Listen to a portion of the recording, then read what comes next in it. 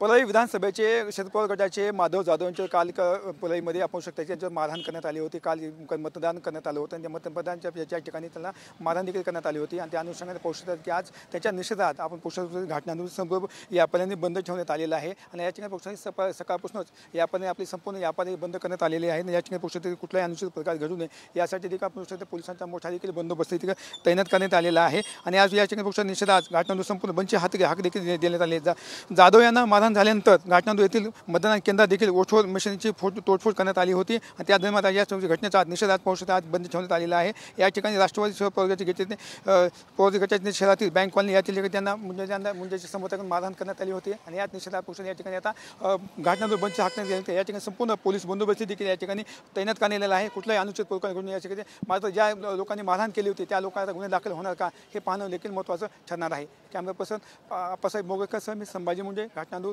बीड।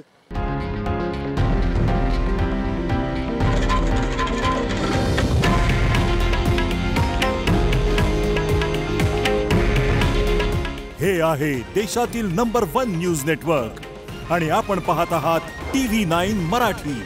काळजी तुमची, हित महाराष्ट्राचं।